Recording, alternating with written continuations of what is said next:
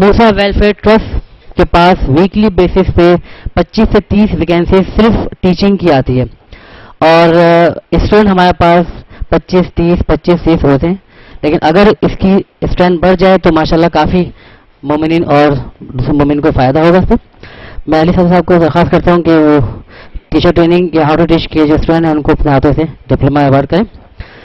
آئیے صاحب. جی رضا عباس، سید رضا عباس زیدی.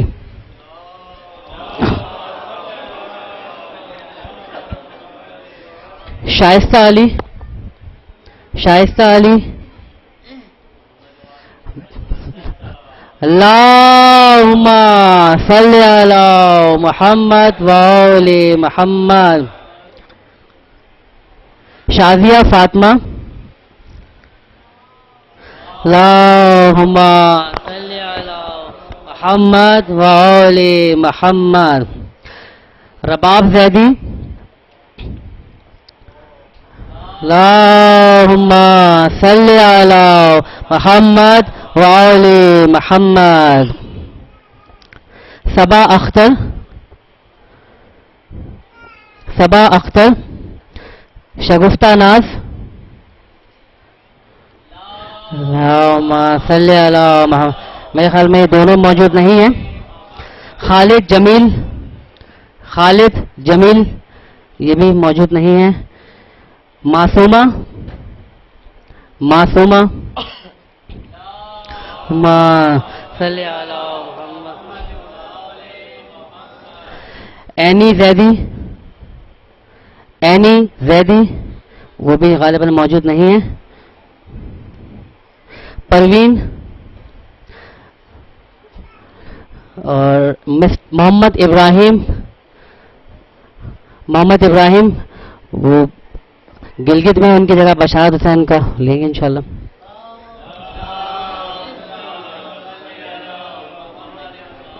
شائستہ فاطمہ، شائستہ فاطمہ. شاہدہ فاطمہ. صلی علی محمد وآل محمد. شاہدہ فاطمہ.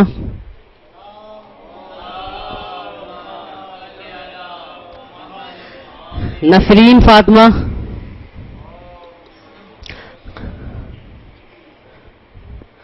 نسرین فاطمہ. فضیلہ، فضیلہ.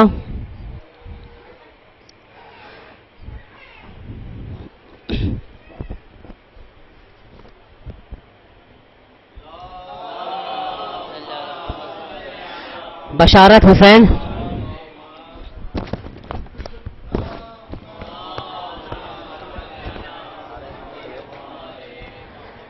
رمشا میرے خیال میں وہ بھی نہیں ہے. افق، مس افق.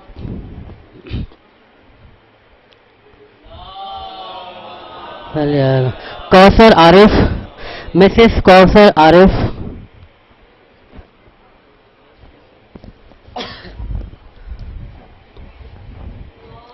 اللہم صلی علی. طلعت زہرا، طلعت زہرا.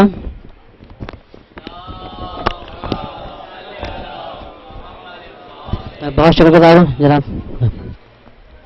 اب ملتمس ہوں آغا علی صاحب سے کہ وہ آئیں اور کچھ. اعوذ باللہ من الشیطان الرجیم. بسم اللہ الرحمن الرحیم. الحمد للہ رب العالمین والصلاة والسلام علی سید الانبیاء والمرسلین حبیب الہ العالمین ابی القاسم محمد. اللہم صلی علی محمد وآل محمد وعلى آله الطيبين الطاهرين سيما بقية الله في الأرضين. قال الله تعالى في كتابه الكريم بسم الله الرحمن الرحيم ونريد أن نمن على الذين استضعفوا في الأرض ونجعلهم أئمة ونجعلهم الوارثين. درود بجگہ محمد وعلى محمد.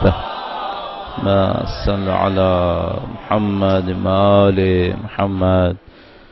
اگرچہ ہم نے بولنے کے لیے کرسی کا انتخاب کیا لیکن آپ سے ڈریے گا نہیں کہ کوئی لمبی تقریر ہونے والی ہے. تقریر کا ڈیوریشن تقریباً 15 منٹ ہے. البتہ 20 منٹ تھا لیکن چونکہ گرمی زیادہ ہے، میں سوچتا ہوں 5 منٹ اور کم کر لوں، آپ کی زحمت زیادہ نہ ہو جائے کہیں. اس 15 منٹ میں جس حوالے سے آپ یہاں جمع ہیں اس حوالے سے چند عرائض آپ کی خدمت میں عرض ہوں گے. ایک بار پھر درود بھیجے گا محمد وعلی محمد. صلی علی محمد وعلی محمد عجل فرج. پہلا مسئلہ جو ہمارے خیال میں انتہائی اہم مسئلہ ہے وہ یہ کہ کیریئر پلاننگ میں بنیادی ترین چیز کیا دیکھنی چاہیے. یہ انتہائی امپورٹنٹ ایشو ہے.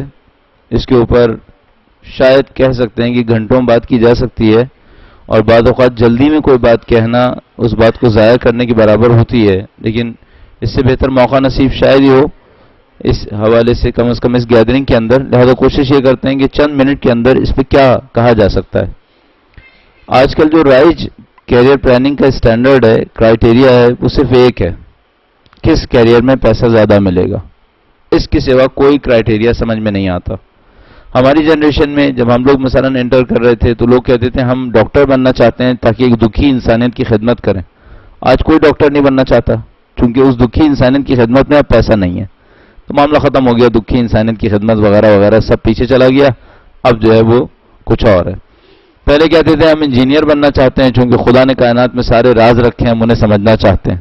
اب انجینئرنگ میں اتنا پیسہ ہے نہیں، لہذا اب سب کے سب ایم بی اے کر رہے ہیں، سب کمپیوٹرز میں جا رہے ہیں یا اکاؤنٹنسی کی طرف جا رہے ہیں. تو اس وقت کی جو کیش کراپس ہیں وہ 3 کراپس ہیں. یا آپ مینجمنٹ میں چلے جاتے ہیں، یا آپ اکاؤنٹنسی میں چلے جاتے ہیں، یا آپ کمپیوٹرز کے اندر چلے جاتے ہیں. اچھا، اب ہم لوگ بھی ظاہر ہے جس ٹائپ کا معاشرے کے اندر رائج تھنکنگ ہے اس کو تھوڑا سا فالو کرتے ہوئے اور تھوڑا سا یہ دیکھتے ہوئے کہ بھئی اگر ایک فیملی کو چلانے کے لیے جو چاہیے وہ بھی نہیں ملا تو اس کے بعد ہوگا کیا. ہم لوگ بھی مجبور ہو جاتے ہیں کہ اپنے بچوں کو تقریباً اسی سمت دے کر جائیں جہاں پر کچھ سیلری ہاتھ آ سکے.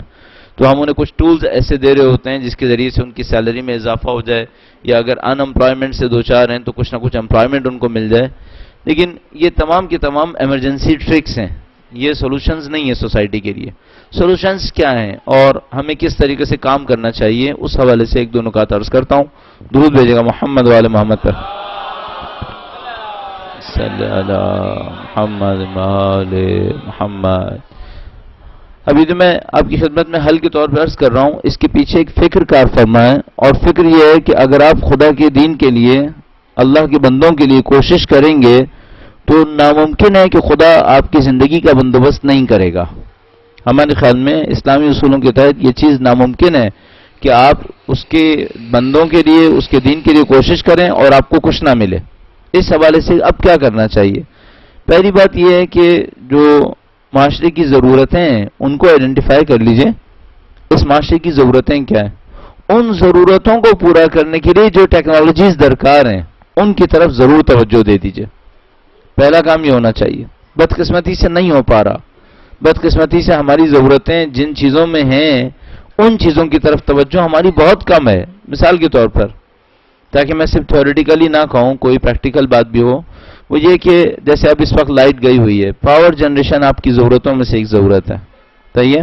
چاہے وہ لارج اسکیل پر ہو، گورنمنٹ کی سطح پر کئی میگا واٹ بجلی ہو، چاہے وہ بالکل ہی مائکرو اسکیل کے اوپر ہو، چاہے آپ کے گھر کے اندر جو ریکوائرڈ مثلا 4 بجلی آپ کو چاہیے ہوتی ہے ایک ایوریج گھر کو چلانے کے لیے، وہ چاہیے ہو.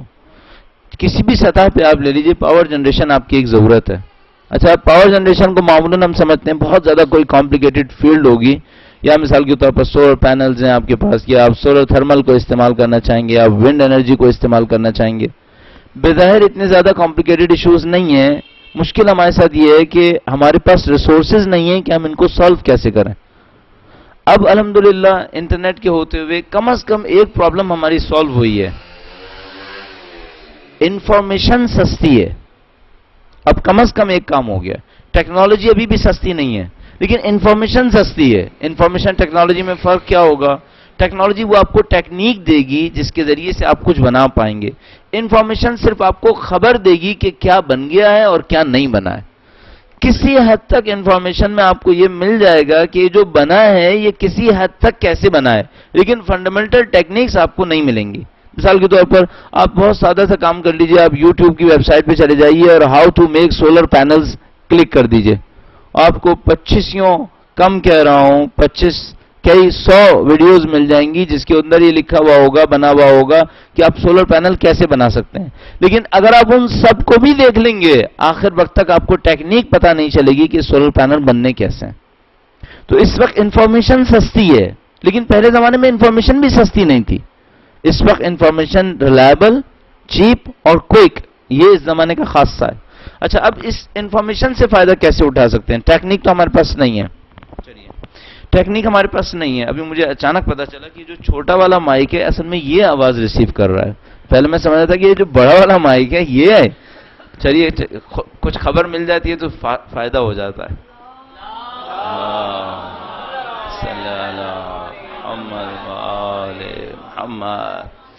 برصغیر تذکرہ، اچانک میرے ذہن میں ایک بات آئی.